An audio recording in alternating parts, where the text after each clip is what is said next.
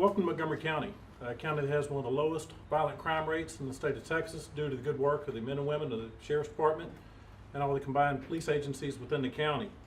Recently, I issued a press release in direct response to the District Attorney of Harris County, the Police Chief of the Houston Police Department, as well as the Sheriff of Harris County. In direct response, I will read the press release and I'll make it short, then I'll open it up for a few questions. Montgomery County District Attorney Brett Ligon cautions newly elected Harris County District Attorney Kim Ogg that she doesn't speak for the state of Texas or the majority of elected district and county attorneys across the state, and warns her against her role in becoming a spokesman for a liberal marijuana legalization organization. Despite a rise in violent crimes in Harris County, Ms. Ogg chooses to focus her attention on the issues of legalization of marijuana, Ligon said. I hope it's a mistake in judgment on her part, not a sign of things to come. I respect the jurisdictional differences between Montgomery County and Harris County, and I hope she does too. Unlike Harris County, Montgomery County will not become a sanctuary for dope smokers. I swore an oath to follow the law, all the laws, as written by the Texas legislature. I don't get to pick and choose which laws I enforce, Ligon said. Further, I have my doubts about the study that her organization touts regarding the dismissal rate for misdemeanor cases. Experienced prosecutors know that misdemeanor possession cases are usually filed in combination with other charges and are likely dismissed as part of a plea to another matter or disposed of through pretrial diversion programs only after the defendant has had the opportunity to receive drug and alcohol treatment and counseling. So, here's the message. There are 254 counties across the state of Texas. Each one is individual and splendid in its own way. And Montgomery County is certainly its own independent county. And I don't speak for the other 253 counties of the state of Texas. But Kim Ogg doesn't speak for the state of Texas either. She may speak for Harris County, but she doesn't speak for Montgomery County. And I'll hazard a guess, she doesn't speak for the majority of elected district attorneys and county attorneys who've all chosen to do one thing: follow the law. Now, the differences between myself and Ms. Ogg are probably vast. I've known her on a social level for more than 20 years, and I will say that she's probably a pretty good person. I've had conversations with her in the past of a lot of topics. But here's the one thing that Kim and I have in common. We all took the same oath. And the oath is simple. It's less than 50 words, and it says we have one job, and we keep it simple: to preserve, protect, and defend the Constitution of the United States and of the state of Texas. Play your position, Ms. Ogg. Play your position, chiefs of police.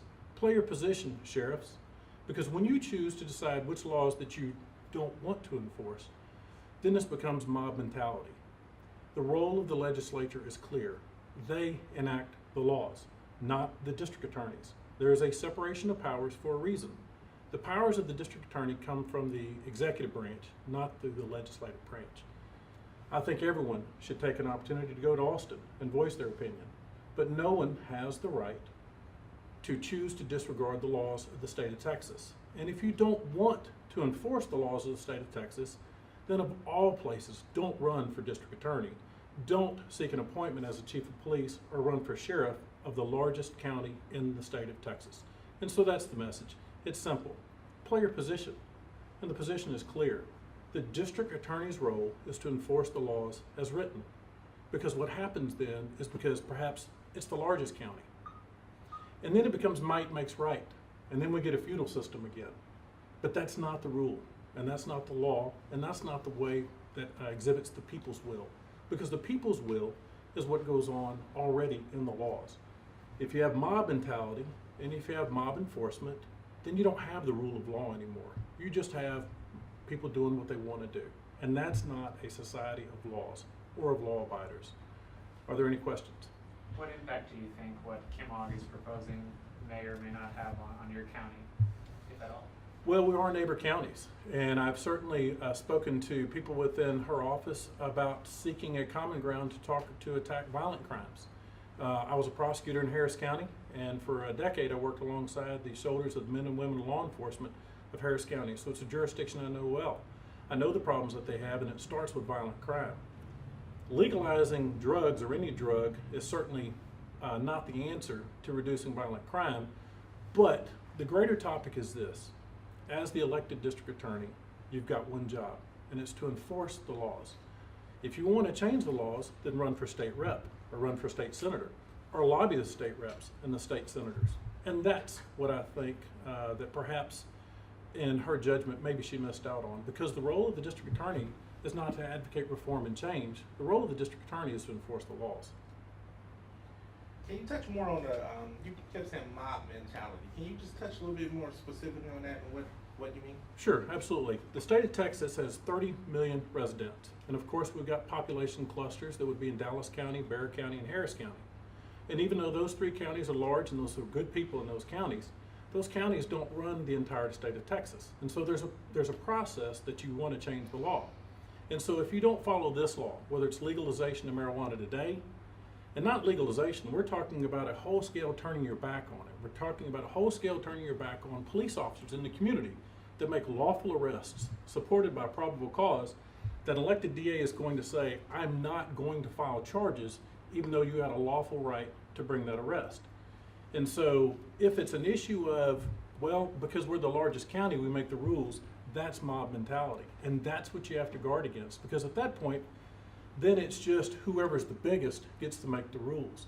And that is where the laws start to break down. And you can't have chaos in the streets, and you can't have the highest law enforcement officer in the community say, well, you know what, there are some laws I'm gonna follow and some laws I'm not going to follow. Because you never know when you're gonna have sanctuary cities. We've seen a little bit of that. Or we have sheriffs say, you know what, I'm not gonna enforce immigration. Or we're not gonna enforce the death penalty. That's not the call of the local district attorney. That's the call of the state legislature. What specifically do you think, I'm assuming, it sounds like you have a problem with her marijuana policy that she wants to propose or she plans to propose with our chief tomorrow? Well, you might be jumping the gun a little bit as far as I have a problem with it. And so I maybe the phrasing of your question is off a little bit in the sense that I have a problem. I don't know what she's proposing. This is in direct response to posters that are at the state capitol where Ms. Ogg is using some scare tactics talking about she doesn't want to put people with misdemeanor marijuana in the same jail cell as murderers. That's disingenuous at best. Classification systems don't work that way. I don't know what she plans on proposing, but I am saying this.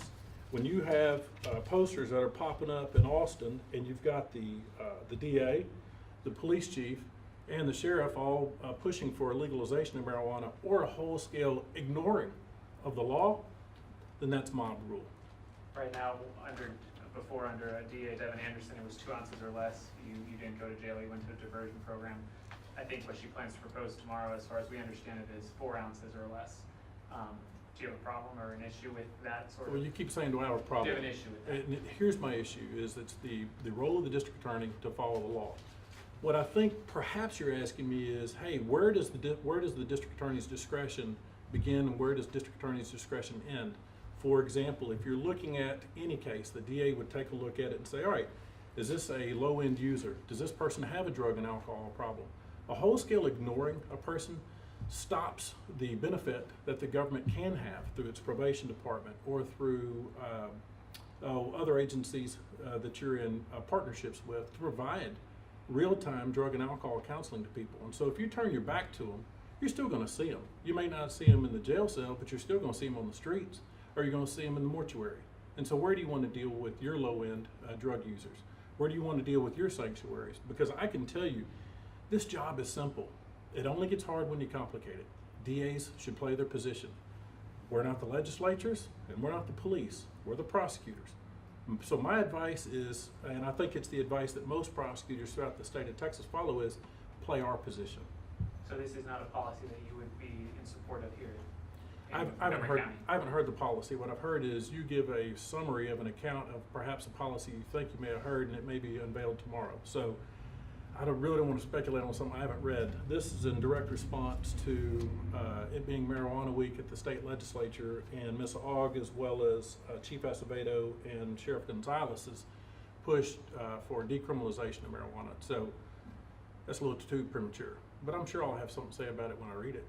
Do you think the tide is turning, though, in terms of public opinion when it comes to legalization of marijuana here in Texas? I think, and once again, if you talk about the tide is turning, it's always the right time to do the right thing.